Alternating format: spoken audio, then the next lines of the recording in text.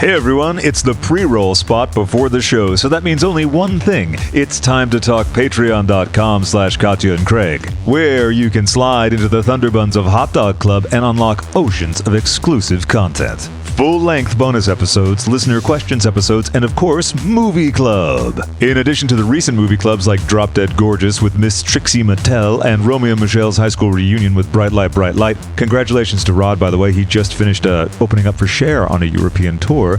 Miss Alaska Thunderfunds will be joining Movie Club for Don't Tell Mom the Babysitter's Dead. Willem will be joining for 2 movie clubs, titles to be announced shortly. And none other than the fabulous Peaches Christ will also be joining for not 1, but 2, that's right, 2 movie clubs as well. The first being Heathers, the second film to be announced later this week. And posting this week, a listener questions with Karen from Finance. And you're going to want to get your comments and questions in for Miss Fame and Sophie Anderson because both of them are taping listener questions episodes when I'm back in London for DragCon UK, where I'm pleased to announce I will be doing a panel with the enchanting Miss Anderson. Katya and I are taping the next regular episode this week, so expect to hear our hot, tepid, and cool takes on things and stuff like horrendous yellow journalism, what we did on Halloween, and more. Okay, now that that's out of the way, let's get into my chat with the legendary Jessica Harper, featuring guest co-host Jake Shears.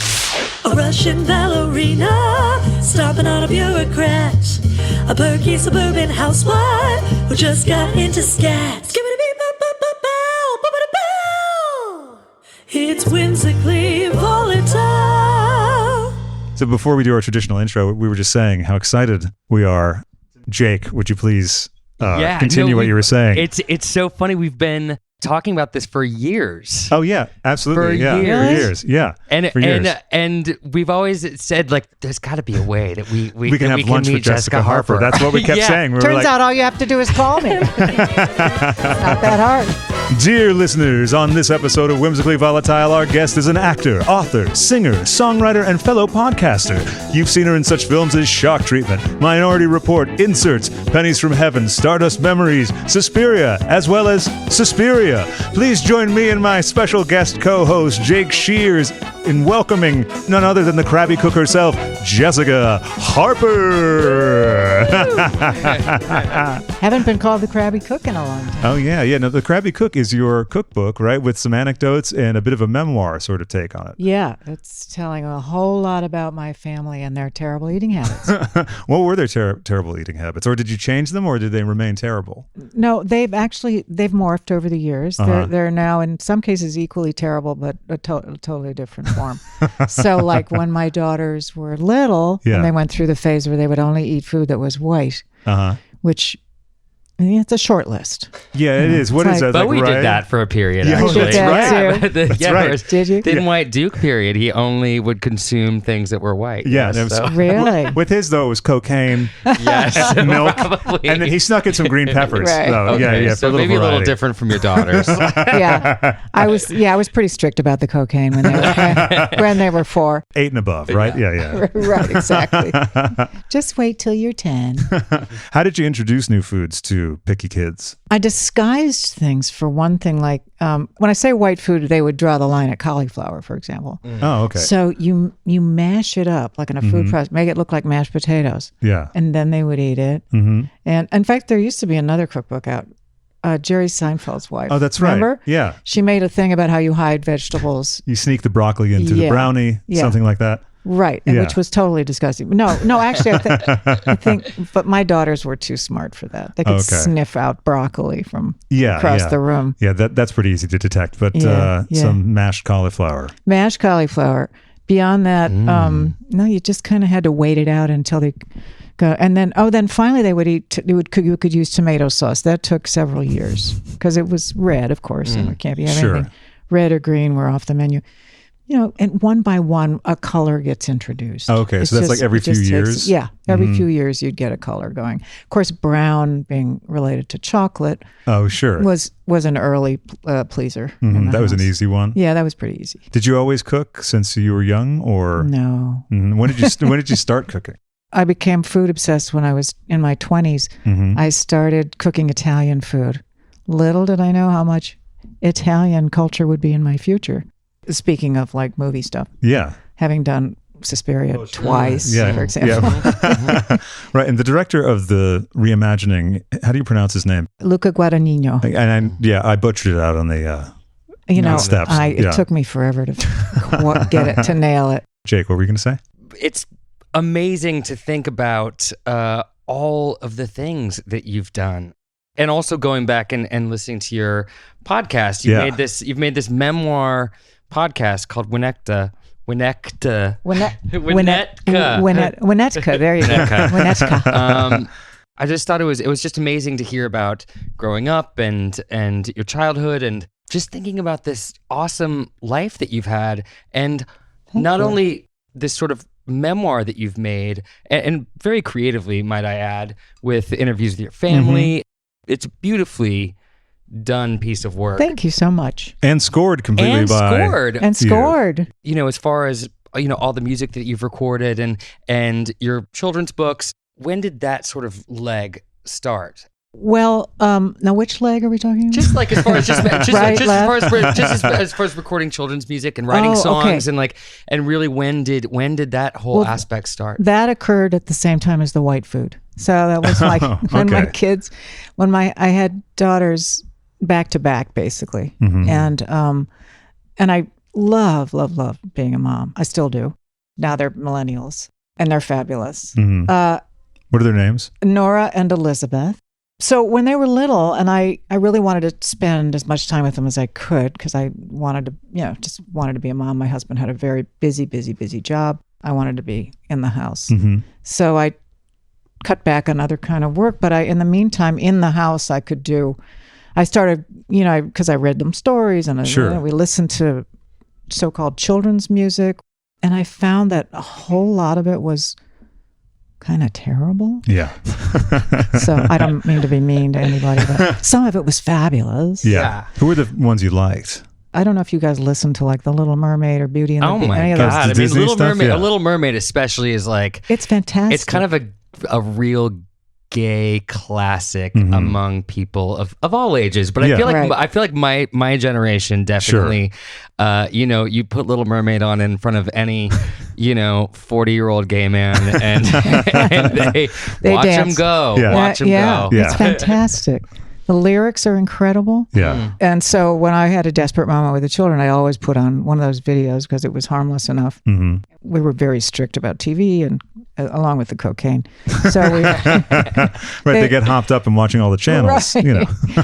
So we didn't let them watch much TV, or we didn't allow video games, but the Disney stuff was so lovely. So there was a lot of that, which I thought was fantastic. And then Marlo Thomas did a beautiful album for children featuring a lot of fabulous people. Free to Be You and Me? Yeah. I thought that was really That's great. a wonderful one. And also that song, I think as the podcast had posted that song at the beginning of Pride Month, because really? It's it works in many contexts. Yes, it does. Yeah. And then there was a lot that I just didn't like. And so I got inspired because I already been a songwriter. I wrote some songs for Bette Midler and this and that. Yeah, Soda and a Souvenir, right? Soda and a Souvenir, and she sang a couple other ones. And so I started writing songs for them, for the kids, and you can hear their voices in some of the recordings. And I brought in their friends, and it was like one of those kind of organic things. Suddenly, I had 7 albums of music. We've never had babies. I've never had babies, but I do, and I know that it's different. But I do have a little dog named Toby. And he's also strict with Toby's cocaine. Right. Toby is not allowed to do any coke until he's 13. Right, 12. Right.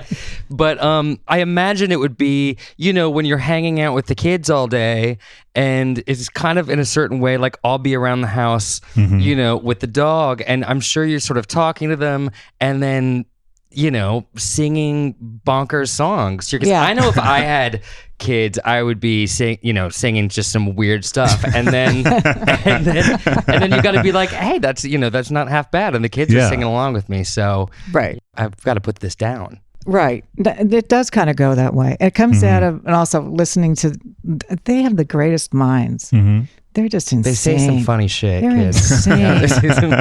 And so they say stuff, and it just triggers an idea. Yeah. So I stole a lot from my children. Yeah, you got it. That's a good way. You can get great lines from kids. I mean, I write a lot of songs, and it's a lot of them come from eavesdropping, and I imagine kids are a great they're incredible. Resource for that. They say some bonkers. Yeah, and do some stuff like the day Nora took her friend into her room, my little daughter, when she was like 3, and she had a guy friend, and they went in and destroyed her room, basically. Trashed it. And I started writing this song called Something's Going On in Nora's Room. And it became this crash, bang, boom, and it became this sort of signature song for her and for all the stuff I was doing at the time. And then it turned it into a children's book as well.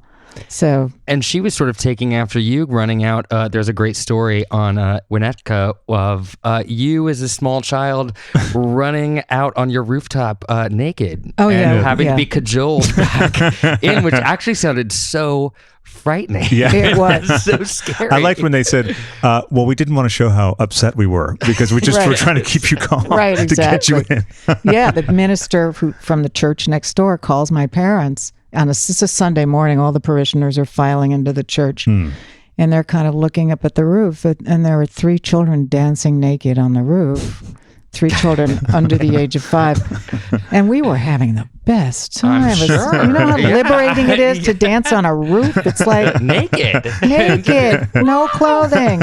So fun. My parents come to the window and see us out there, and they're just like, they didn't want to scare us with their fury, which we experienced a little later. Sure, yeah. But otherwise, we might just topple right off. Well, if you startle in that situation. Right. Yeah. So, we got in, and then we got the big spanking.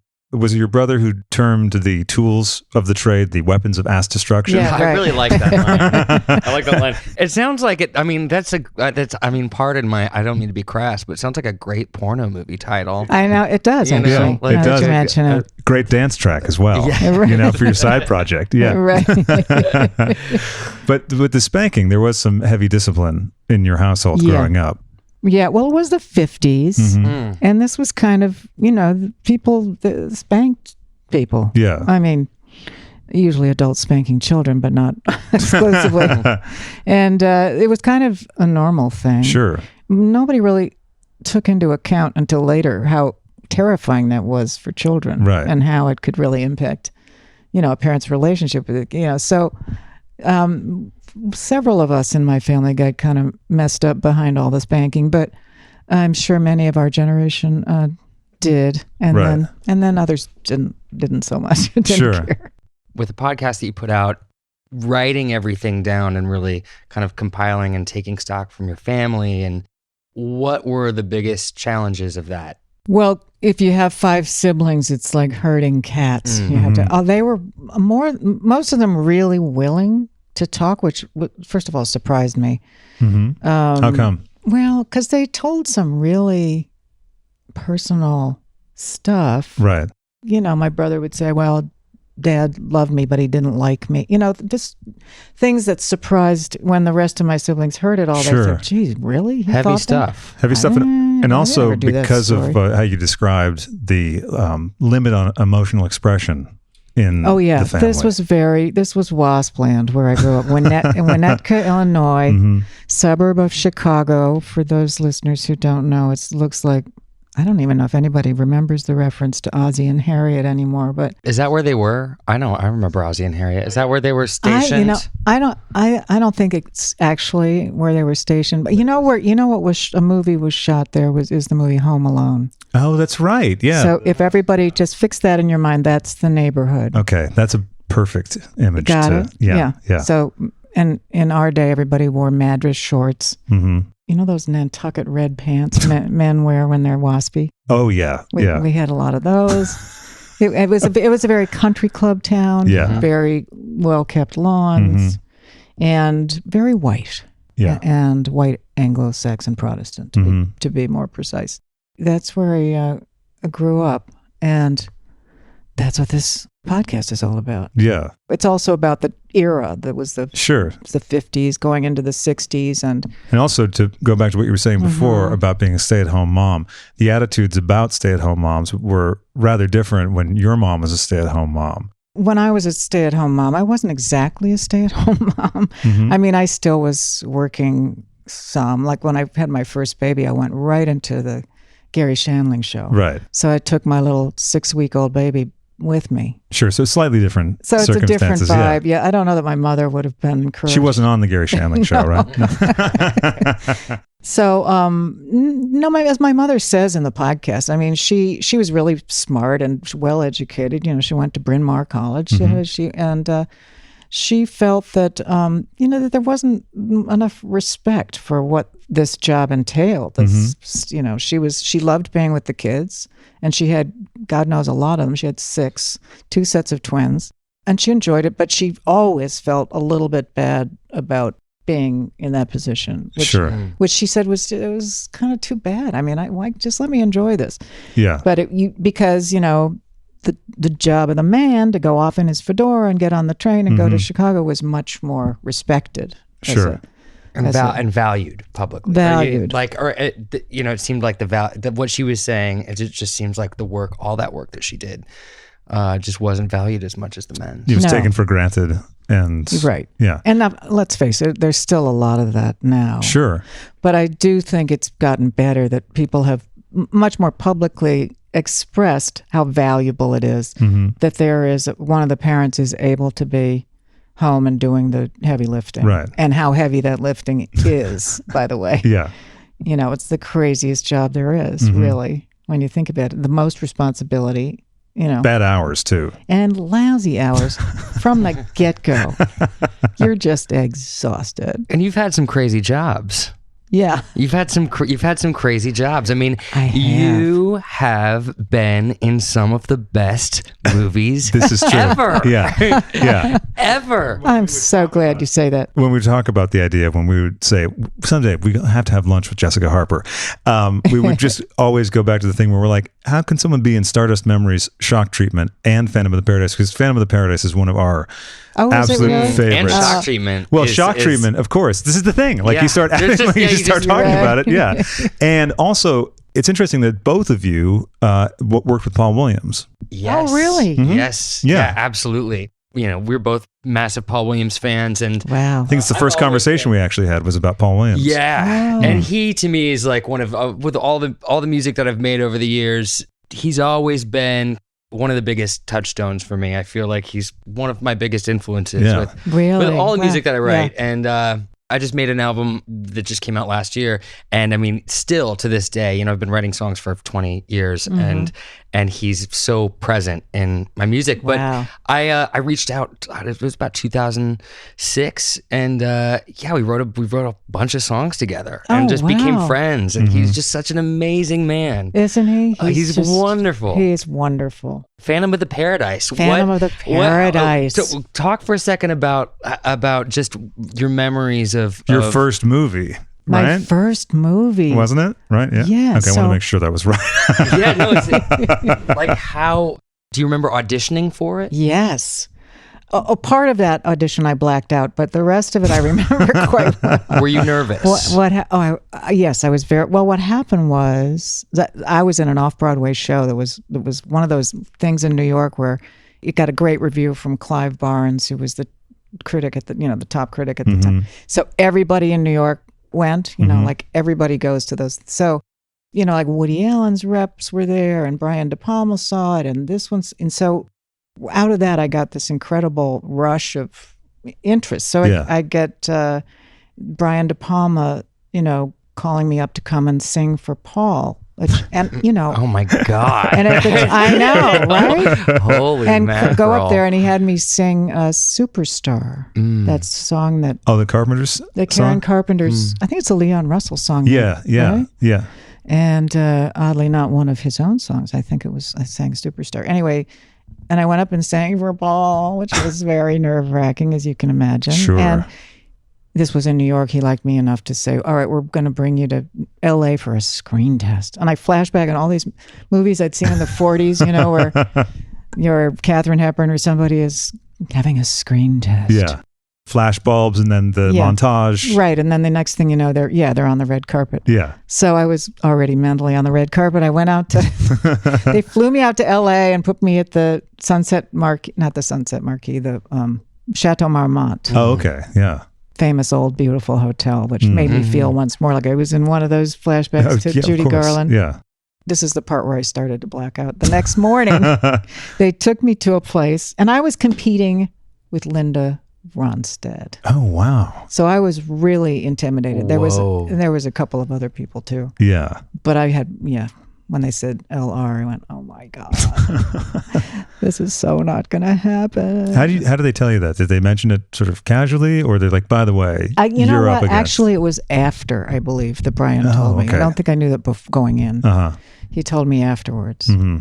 That's a smart one because I know. It's just an intimidating. It could have, yeah. You know that record we were listening to? You're going to be up against that. I know. know. So we go to the thing and to a little studio, and they asked me to sing again, and then I guess I did some speaking as well. But again, I can't. This is where I get very vague. And then afterwards, we went to dinner at Mousseau and Frank's restaurant, that classic old restaurant. Oh, yeah. Some listeners may not know. Well, listeners may be familiar with it if they go to see Once Upon a Time in Hollywood. Right. Yeah. They will be. And we sat at a round table, and he said, "Okay, I want you to meet my friend, and his name is Marty Scorsese." So Scorsese, this was unbelievable. Yeah. Of course, I didn't know who that was or would become at that time, but this was, back in ancient 70s. So, but then the costume designer came in the middle of dinner and dragged me into the ladies' room and said, "I need to measure you." Mm-hmm. So I had a feeling that was a good sign. Yeah. Either right. that or she's just a really weird person. She had to know everyone's measurements. Just was measuring everybody in the restaurant. So then I flew home the next day, and then I got a phone call shortly after that from Brian saying I had the part, and it was like a miracle. I can imagine. Yeah. Yeah, it was obviously a life changer. Well, yeah. And wasn't the shooting of the film a little bit arduous? I wouldn't say arduous. I would say it was a little challenging for a person like me who'd never set foot on a movie set before. And it's a musical. There's a lot of things going on. Yes. Well, there was that. And I had to sing live. And the first day of shooting, I had to sing live because I was, ostensibly, I was in an audition scene. Oh, right. Yeah. And so I had to sing on this big spiral staircase with William Finley. And then I had to get raped by a 400-pound man in the same day. It was a Harvey Weinstein scene. Oh, yeah. Yeah. With featuring George Memley, who was wonderful in the movie. R.I.P. George. Anyway, but like hit your marks. And I'm like, who's Mark? I don't know. I just didn't know the language. Yeah, sure. But William Finley, who starred in the movie, also played the Phantom. Was very sweet and very helpful. And anytime I didn't know what I was doing, which was every 6 or 7 minutes, he would say, no, you're doing great, Messiah. Just walk over there. When they say hit the mark, just walk over to where that red tape, like that kind of thing. It was actually really fun, the shoot. We were in Dallas, which maybe you don't associate with fun all the time. But I feel like in the 70s, a lot of places were I don't know. Like I feel like Dallas would have been fun in the 70s. I mean, come on. I guess so. Chicken fried steak and yeah. I think I still had a Kennedy assassination hangover. That's why I didn't think of it. Oh, yeah, sure. Because we drove by the grassy knoll and all those, it's a mood setter. Iconic places. Exactly. Yeah. It's a mood setter. And what was the follow-up movie from after that? Well, then I got a cluster. Oh, I'm not going to say that word. That's okay. We welcome that word. You can say clusterfuck? Yep, absolutely, yes. Yeah. Well, I'll say clusterfuck. 1, 2, 3. Clusterfuck. Okay. I got that out. So Dario Argento saw Phantom of the Paradise, and he was casting this movie Suspiria, this crazy horror movie. He was regarded as sort of the Hitchcock of Italy at the time. Right. His movies were doing very well and were very scary. At the same moment, Woody Allen offered me a part in Annie Hall. I think I had already done Love and Death, though. I'd already done a small part in Love and Death with Woody Allen. And then he called about Annie Hall. And it was exactly at the same time as Suspiria. And my agent convinced me that I should do Suspiria instead, which, in retrospect, I think was a great choice. At the time, I was really torn. What was the part, if you recall, in Annie Hall? It was not a big part. It was played by Shelley Duvall. She played a Rolling Stone reporter. Right. I think you made the better choice. You made the right choice. Yeah, you definitely did. It wasn't. Yeah. Well, and then of course it came back full circle 40 years later with Luca Guadagnino's Right. Suspiria. So that's been a great, wonderful kind of thing. As a fan, it was so exciting to see you in the new Suspiria. I mean, it really, like, I usually don't have moments in a movie theater where I'm like, oh my God. But it was really, it was thrilling. I absolutely loved the new Suspiria. I loved it. I thought it was kind of great. It was so fucking cool. Oh, I know, crazy. It's a crazy movie, and I loved so much that you were a part of it and in it. And I loved doing that. Tell us about shooting it. I mean, it was probably shot, 2 years ago? 16 into 17, I think, was when we shot. And I was only, as you know, my part is very small. It's really just a kind of a reference to the other movie. But, and I shot with Tilda Swinton, who, in the movie, she was playing 3 different characters, one of which was this 70-something-year-old psychiatrist, male psychiatrist. And for very many months, they pretended that it was this German actor, or the thing, this is his first job, and there was a whole news story around this actor.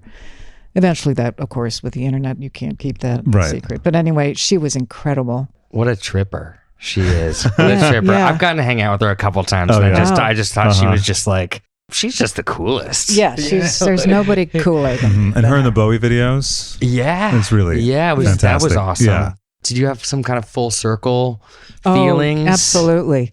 A really good full circle. Yeah. Yeah. It was so surprising, really, when I went to the set for the first day. And, there were a lot of actors there, as you know, that many of the scenes are widely populated with dancers and so on. So they were all kind of gathered and, doing their makeup and so on. I walked in and they all went, because and I realized, oh, yeah, I guess it was just this, it was so sweet. Yeah. And Tilda came up and go, oh my God, it's so cool that you're in this movie. And I just felt like a superstar for a minute. It was really fun.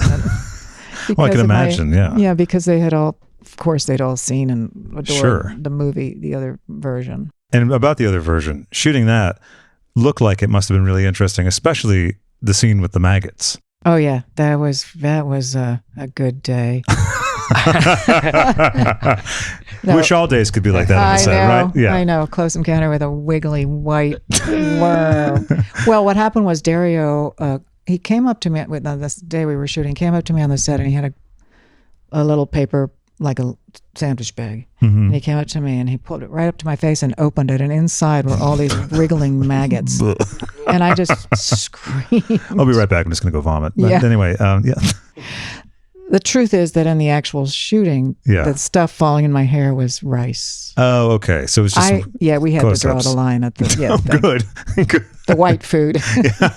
Did he play music on the set? Yes. He played it quite a lot because at the time, and I don't know to what degree this is still ever the case in Italy, but at the time they didn't really record a lot of actual sound. Sure, yeah. Everything just got looped after.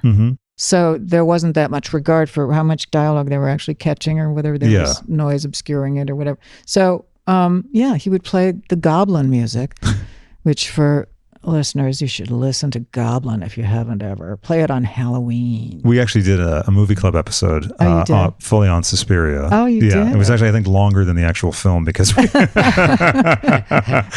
kind of obsessed with the film and the score. Yeah, it's fantastic. It is. Yeah, so he played that to inspire us, and we just acted right over it or whatever. Yeah. Again, mood setter for sure, right? Total mood setter.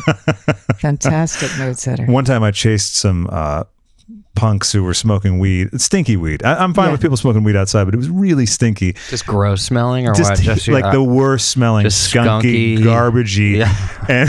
and the windows in this place are not terrific. So it was just coming in, and so I just put the Suspiria soundtrack on and rolled the speaker out there. Wow. It took care of it. Although I tried it again with someone else, and they stayed. They enjoyed it. Yeah, They started got into it. dancing. They started doing interpretive dances. Yeah, on that's the corner. exactly And right. you're like, you're a creep. Yeah, well, let's hang out. Like, who is this person? Right. Right. Was that the first time that you shot a film in that way with the sort of no regard to dialogue, and also with people speaking different languages, right? Yeah. Oh, yeah. No, I'd never had that experience. And yes, so I did a scene, for example, with an elderly German gentleman who's sort of the counterpart of Tilda's part in the in Luca's version. The one who explains the paranormal stuff to Susie, right? Yeah. I spoke my lines in English and he spoke his in German. And I don't speak German, but I just nodded. I mean, obviously I sort of vaguely knew what he was saying. But yeah, that happened a fair amount. Because that's a classic acting technique, right? They say, just don't even listen to the other person. Just wait till they stop talking. Right. Wait till he kicks you under the table and then speak. Like Woody Allen, similar direction, right? Just don't worry what they're saying. Just wait. Right. Right. So you first worked with him on Love and Death in 73, 74? Something like that. I can sort of forget. Yeah. And then later in Stardust Memories, it's a much more intense role, larger role. Right, yeah. And that film was kind of notorious at the time because people freaked out about it. Yeah, people didn't like it so much. I thought it was a great movie. It's my favorite Woody Allen. Is it really? Movie. Yeah. It's actually the favorite also of our friend John Grant, who's a fabulous singer. Oh. We have a couple comments from John that we're going to play. We'll start with one now. Oh my God, I love that John Grant. Isn't that fabulous? Yeah. He was so excited about this episode too. Hi, Jessica. My name is John Grant, and I'm a huge fan, but I have been trying to lose weight. My question for you is, what kind of secret superiority do you feel deep inside that must be kept secret and kept from the rest of the public, as far as being from the Midwest and knowing that gives you a leg up in this world because people from the Midwest are the greatest? Thank you. He's a very serious guy. Yeah. Is John from the Midwest? John is actually, I think. Yeah, Michigan, right? Isn't he? I believe. Is he? Yeah. Michigan? Yeah. Well, I do say with a great deal of pride when people ask me, I'm from Chicago. And just listen to that. I said, and. In case you didn't know, I was from Chicago. I do, and I'm with John. I mean, we are kind of special people. Mm-hmm. We Midwesterners, I like to think. You know, I've been living on one coast or the other for many, many years, but I take greater pride in saying I'm from Chicago. Partly because people go, oh, they act surprised. You get a little reaction. If you say you're from LA, they go, oh. New York, they go, huh. It's kind of surprise for some reason. Surprise, and also they know that you can handle yourself in a fight. Exactly. And then I know a good pizza when I see them. As you likely know, I don't drink. But I love to have a fully stocked bar for guests who do, and a fab company called Bright Cellars not only delivers top-tier wine to your door every month, they have a unique method for you to select and order wines you or your guests will love. From the information gleaned via their fun and easy online questionnaire, their wine concierges pick the finest and most reasonably priced wines that will thrill the taste buds of anyone who answers their questions honestly. And really, why would you want to lie to them? I mean, they're lovely people who are just trying to help you discover the wine that you love. Everyone gets stuck in ruts when it comes to picking something up at the store, but Bright Cellars offers you a convenient rope ladder out of that rut, and it saves you a lot of time wandering the aisles. I'm looking forward to offering podcast guests and evening guests the varieties they've picked for my place, specifically the Sunshower Riesling, the Jetbird Red Blend, a rather intriguing sounding Cactus Park Chardonnay, as well as the Gladiolus Chardonnay. Oh, and they're giving Whimsically Volatile listeners a fabulous discount offer, 50% off your first Bright Cellars box. So, take the quiz to see your wine matches and get 50% off your first shipment at brightcellars.com/welcome. That's BRIGHTCELLARS.com/welcome. I've lived in New York and LA and Seattle and run all, London and Chicago is just one of those places that I kind of like dream about. I've always had just a fantastic time. There's a great gay scene. Mm-hmm. And the Lollapalooza that they've been having in Chicago for the last 10 years or so is an absolute hoot. Speaking of Lollapalooza, are you aware of the pocket of fans who live in Winnipeg? I actually went to one of those. The Phantom Palooza? I went to one of those, yeah. I stupidly drove. And I did not realize what an ordeal Quite how that would far be. it was. Yes, I was living in Massachusetts at the time as well. Oh, okay. And I had to go. I remember at one point going into Canada, you had to go back into Michigan and go back up to Canada again. But it was already that far into it. And so, so there's this thing, Jason. Oh, sorry, there's this thing, Jake, called, what is Phantom Palooza, right? Yeah, Phantom Palooza. Phantom Palooza. And there's a documentary coming out now, I think, about that's the what I heard. phenomenon. Yeah. And so when Phantom of the Paradise was released, it only really did well in, I think, Paris and Winnipeg. No, there was also somewhere in South America, I think it was Brazil or something. Wow, really? Yeah, these random pockets of extreme activity. Yeah, and it ran in Winnipeg, I think, for at least a year, maybe 2 years. Oh, forever. Yeah, it was like the #1 movie in Winnipeg. It was the #1. They lined up, and I went to one of the Phantom Paloozas. I think maybe it was the first one. And Paul went, and everybody went. You'd think we were the Beatles. Right. Yeah. And it was like the whole town goes bananas. The whole Like town. it's yeah. cool. It's their thing, and it's so cool. It's really, really How sweet. fun. We should go to one sometime. I would love that. That would be a lot of fun. I would love that. Because they had the band, like everyone, even the Howard Oblong and all those guys sang, with the elk in right? it. Yeah, Yeah. everyone with the makeup and and everyone performed, right? Yeah, I even unexpectedly performed. Yeah. Oh, come on, Jessica, sing Old Souls. Well, I haven't sung it in 40 years. That's all right. You can do it. Do you ever sing out live? No, Why not? I don't. I would love if you did like a cabaret show. Yeah, like a style. cabaret style show would be amazing. It would be amazing. Yeah. Thank you for saying that. I'll take it under consideration. Seriously, I think because I've actually thought I've been thinking about it's crossed my mind the last couple of days since I knew that we were doing this. I think I would love to see and go hear you sing and do a show where you could talk about, I don't know, tell stories and sing some songs. I think that would be. You're good at both, telling stories and songs, right? So singing songs, not telling songs. But although I'm sure you'd be good at that too, right? Because I really like being in the recording studio because you have complete control over what comes out of your mouth. I like also that in the credits for your show, you're like, this show was edited and produced by me. Yep. Well, because I have the same kind of thing about the control over the final product and Right. editing and everything. Right. So I relate to that. And also, there's a distinct vision to your show. Right.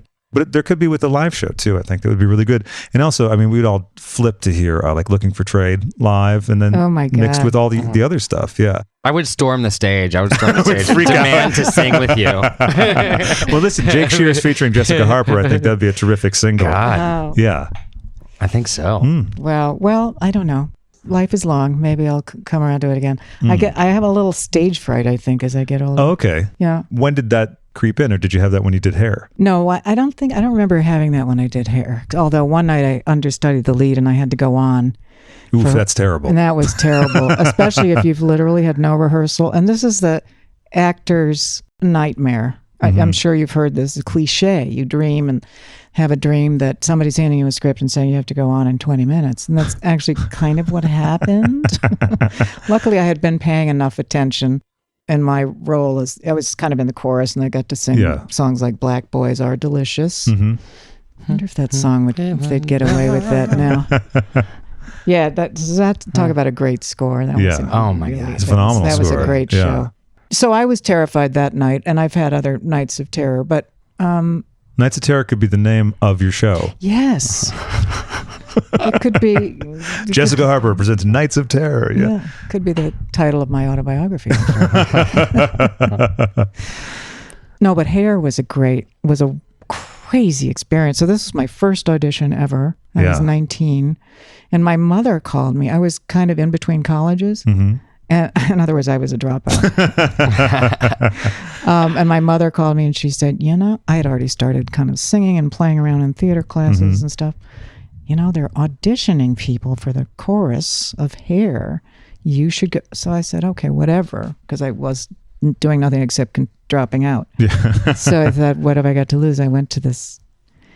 And my boyfriend drove me in this beat up old yellow Honda down from Connecticut, where we were, to this church downtown in New York. And there were hippies lined up around the block, 500 hippies, all of them strumming guitars and wearing love beads and smoking dope. And one by one, we go in. And I went in finally with my boyfriend accompanying me. I sang Heartbreak Hotel, which seemed like an obvious choice. And they said, "Oh, that's good. And what about your boyfriend? Can he sing?" And so they had him sing. Mm-hmm. And then we both got into the show. Oh, wow. So it was another little miracle. I feel like I'm really a very, very lucky person. Well, and also you can meet miracles. the challenge as well. That's the other thing. Yeah, I guess that's true. What was it like being in a show with your boyfriend?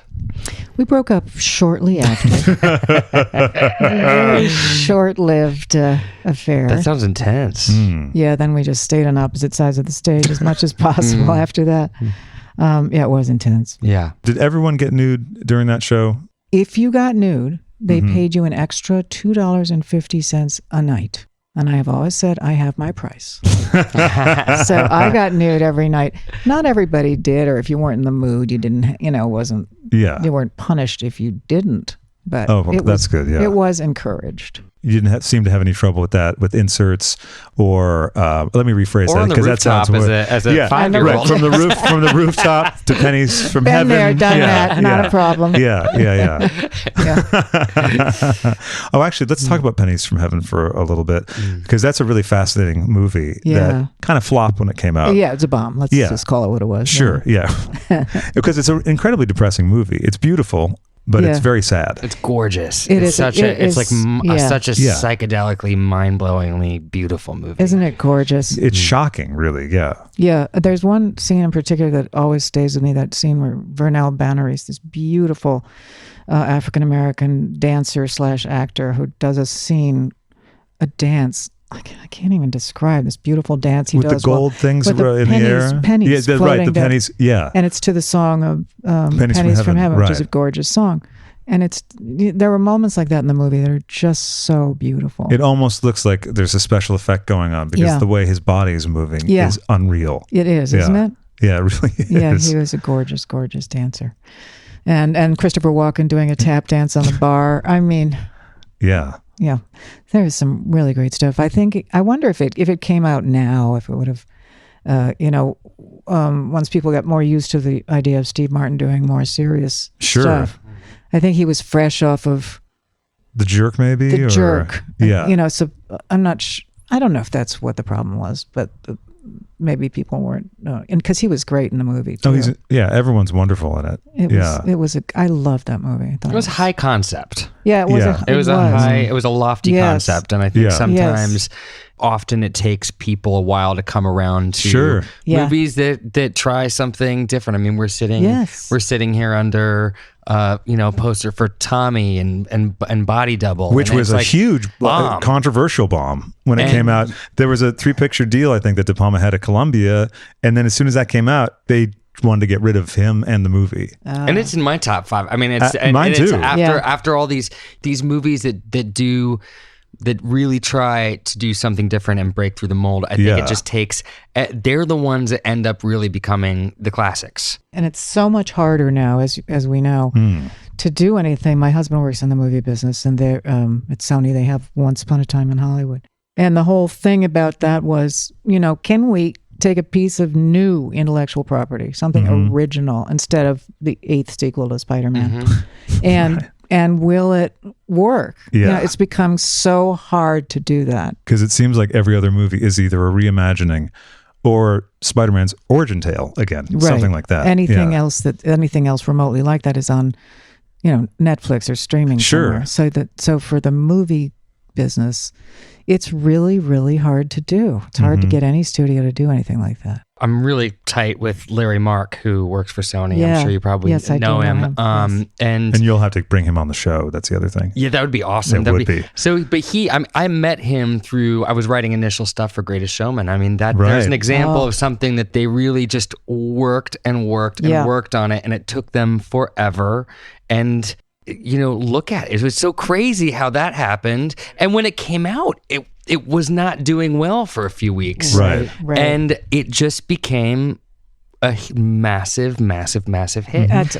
It's great. We just saw Hugh Jackman at the Hollywood Bowl, and he does so many songs from the show. Yeah. And everybody is just on their feet. That's so fun. People go nuts for that movie, and it's so great that musicals are working again. Yeah. And, with Rocket Man, as well. Yes. I mean, Larry was saying the other day, we were saying there's 4 things that are working now, and it's horror movies, superhero movies, I can't remember what the third was, and musicals. There's basically just like, I don't know, 4 genres. Yeah. Yeah. So Was it dog pictures that he was saying? I don't know. Maybe Dog pictures. Christian films. I was like, Christian dogs. Christian dog pictures. Well, yeah. they basically are. Essentially, yeah. Dog pictures are. I mean, if they could get a horror superhero musical happening, which Right. actually kind of Phantom of the Paradise is kind of, maybe they could Featuring reimagine. a dog. Yes, right, exactly. And a Christian. What about, speaking of superhero horror movie musicals, tell us about your experience with Shock Treatment, which is just one of my favorite movies of all time, and it's one of my favorite scores. I love the music. The This music is so good. So and also, good. both of you have worked with Richard O'Brien. Oh, really? I mean, I did. You worked. Yes, you did a show. You did a song with them. I did a show with I did a big Rocky Horror tribute at Brixton Academy. This is years ago. It was for great. Halloween. It was just like, it was one of the big, it was a big concert, and it was fantastic. a fucking great time. Yeah. But and I love talking to him about Shock Treatment. And what was your experience like with that movie, and how do you feel about it now? Gosh, I haven't seen it in a long time now that you mention it, but I loved the music. I really, and I just loved it. And It's a wicked score. it's really good. And I love the Nell Campbell I just loved her. Yeah. And the whole group and Barry Humphries. I mean, unbelievable. For guy. listeners who don't know, that's Dame Edna. Dame Edna, yeah.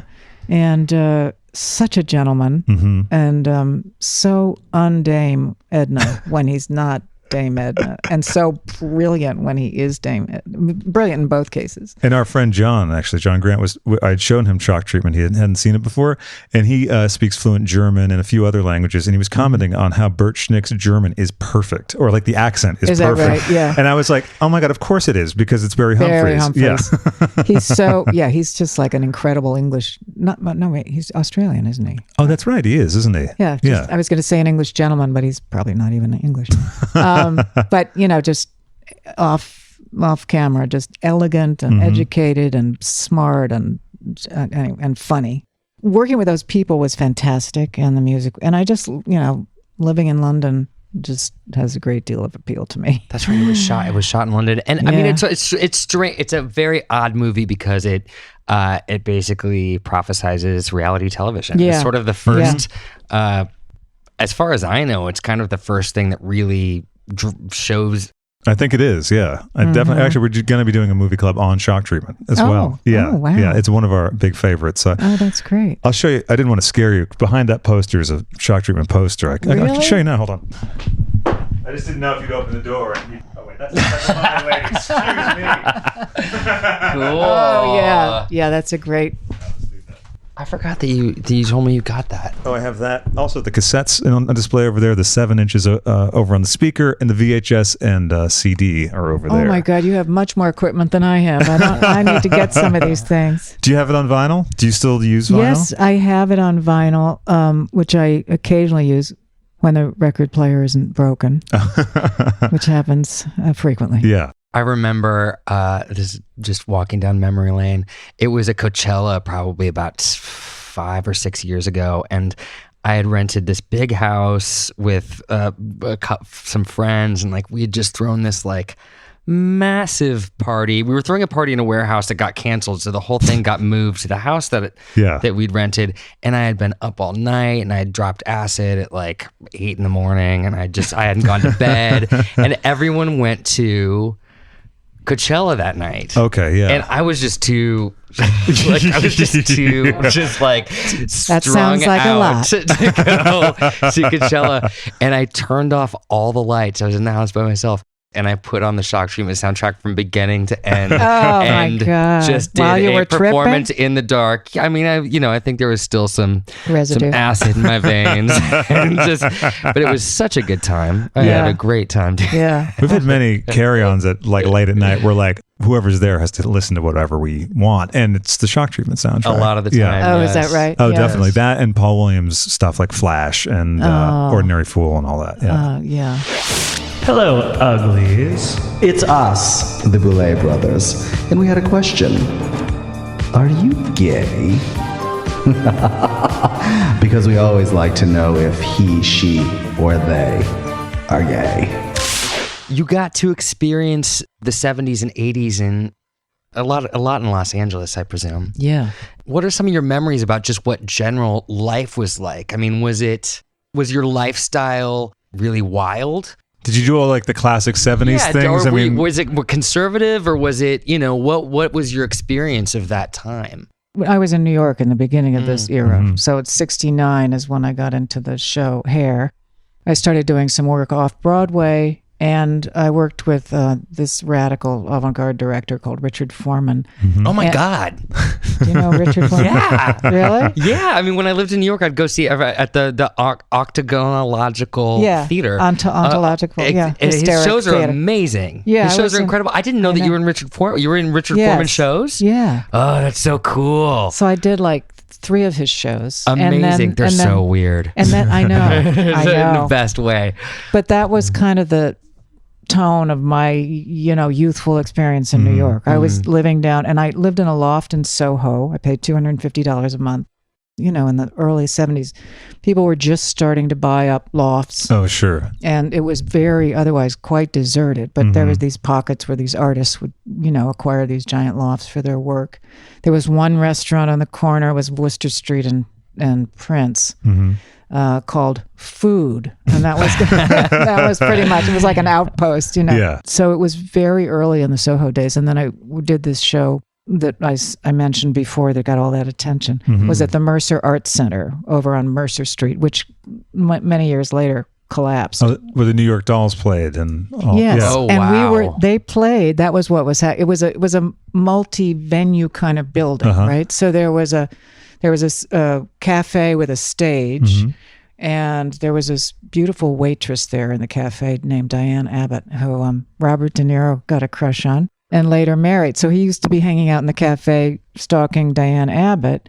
And in the other room over here, Patti Smith was opening for the New York Dolls. And then the New York Dolls were playing. And then back there, we were doing this crazy musical, this Richard Foreman musical. And so we'd come out when the show ended, and there would be the New York Dolls and Patti Smith and Robert De Niro. So it was like, it was really an incredible time creatively down in Soho and in that area, and all this radical theater going on, and all these great artists, and CBGBs and all these great clubs. And I remember going to Max's Kansas City, and there was Bob Marley would play in this small venue. Sure, you could see all these incredible people on the Bottom Line. At one point, I actually did a gig at the Bottom Line. I started to develop my own cabaret act. Which you're going to revive soon. Which I'm going to revive soon. But this was like doing jazz songs, and at that time, later, like Carly Simon and people did all these great jazz albums and stuff. But at that time, it wasn't really, nobody was doing that yet. Except, Peggy Lee. And I had this producer who I was working with, and he contacted the Bottom Line and said she could do an opening act for somebody. And they said, oh yeah, we've got just the person.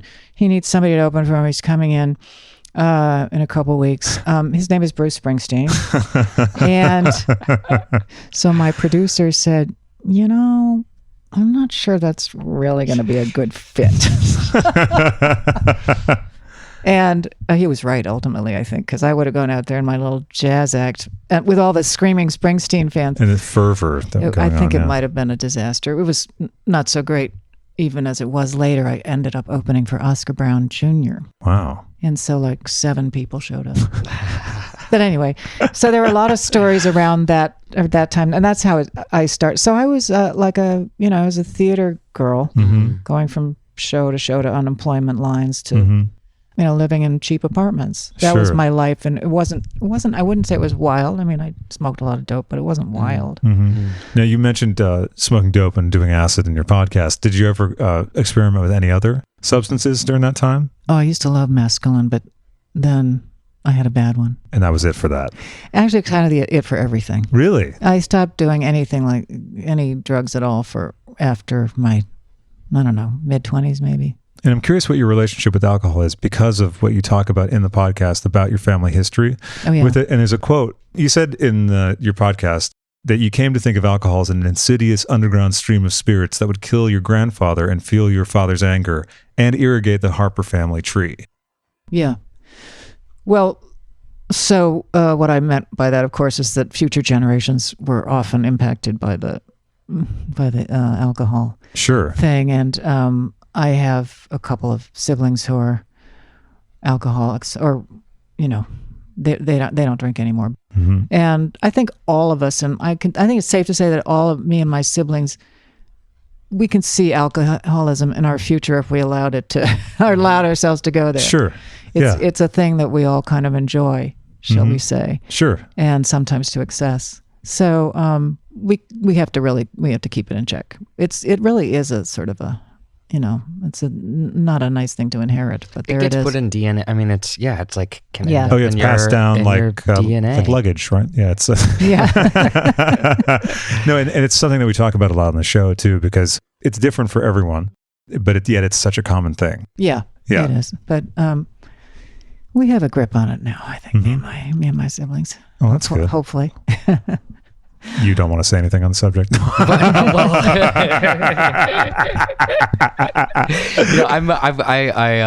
I live down in New Orleans part time, and I've got a little place down there, and I've started going. About 4 years ago, I moved down there, and I love it so much. But I gotta say, it has turned me into a drinker. That time. I don't blame you. I don't blame you. I love. It's called Bourbon Street, for God's sake. Yeah, right. What are you supposed to do? Not drink bourbon? It would be rude. It would be rude, frankly. Yeah, I know. It is against the culture. It's definitely turned me into more of a drinker. I can totally see that. When I was down there, I went down there for Jazz Fest with my daughter, and we had a cocktail or two. What did you think of it? It was fabulous. It's my favorite place on earth. Great vibe. Really great vibe, yeah. I've been able to enjoy it from visiting you a bunch down there, which is great. And the first time I went there was a complete culture shock. I didn't expect it. Yeah. But also, I don't drink. Seeing how much booze is around everywhere, I was like, really, I'm always like, I can't, what do you... I just love, though, that you can pull out a cocktail at any time of day, pretty much in any place, and no one will give you the hairy eyeball. No, any venue. I'm sure. It's party all the time. Now, there's another message from John Grant, which is, I think, a very important, serious one, as usual. Hi, Jessica. My name is John Grant, and I have burnt off a few calories since my last question. And I was just wondering that since we've established that you are from the Midwest, you must have been to a potluck dinner at some point in your life. And what is your favorite type of casserole? Thank you. My mother used to make this casserole, which I have not eaten since the 60s, but it features fettuccine-ish noodles, a Midwestern translation of fettuccine. Oh, sure. So like egg noodles from a box or something. Yeah. And then you mix it with Campbell's mushroom soup. And then you throw in a can of drained tuna fish. And then you mix all that together, and then you put it in a thing, and then across the top you crumble up potato chips.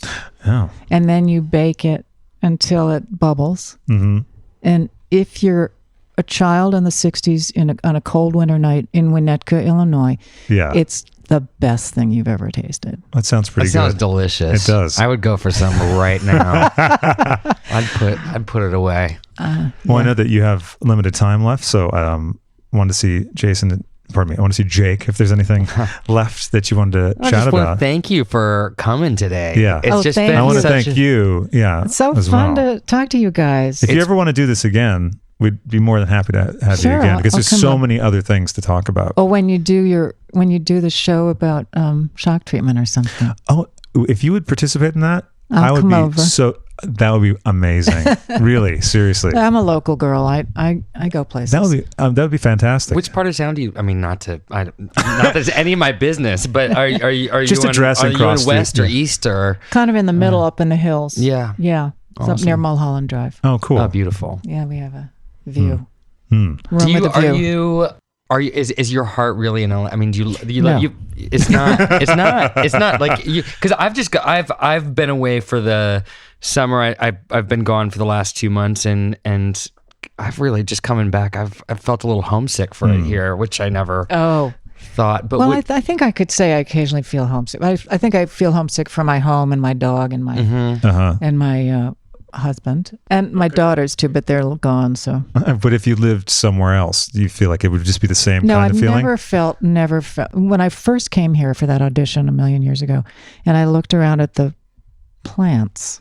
And I felt like I was on Mars because I'm such a maple tree, oak tree girl. Okay, And there was all this weird foliage. It just made me feel like an alien, and I felt that way ever since. But I have to say there are times when I'm really great. You know, it's beautiful. Many parts of it are very beautiful, and you know, my kids grew up with a lawn in their backyard. Yeah. So that's nice. Can't do that in New York, but I do miss New York a lot. Now we have a little place there, and we go back and forth a lot. So. Oh, that's nice. Yeah. Because my daughter's there, and I love New York. what part of town are you in Manhattan? Now I'm on Upper West Side. Oh, awesome. Beautiful. Yeah, near the park. So It's so funny. I'm back on my old block on 12th Street. I sold my house here in Los Feliz. 12th Street? 12th between A and B. Oh, okay. I lived over there for a while. 12th between 1 and 2, I think. So right there. Yeah. Right at the Millennium. I was living there. I was in finishing school, and it's so funny because I just sold my house here in LA, and I'm just kind of living out of my suitcase at the moment and just bouncing around and He's working on some things. working on things in various places. Right. And but yeah, I'm sort of back on my old block with my Wow. friends who I've always had that are still there, and Wow. a lot of the same people are still around. Yeah. So that's been a full circle moment for me. Isn't to that? be, It's kind of a good feeling, the full circle. isn't yeah, it? Yeah. yeah. It's a great feeling, and it's Yeah. very comforting to be back there. But Yeah. I've been missing LA a little bit too as Yeah, well. yeah. I just like driving, and I like, Yeah, and I've missed you. I miss Craig. And I've gotten to enjoy a lot of New York recently. I never really got to spend a lot of time in it before, and now I've spent like a couple weeks at a time. And actually, you were in town then and stuff, so I've sort of gotten to get a relationship with New York now. I'm originally from Massachusetts, but now visiting from here, it's a whole different thing, which is nice. But I know you have to go, so I want to wrap up. And love you. I still love you. you know that I still love you in different keys. Wait, do that again. In my own way. And I'll do that I still love you. You know that I still love you. Know that I still love you. Dun dun dun dun. In my own way. Oh My God. Can't get much more beautiful than that. Well, thank you so much, Jessica. Thanks so much for having me. It was fun.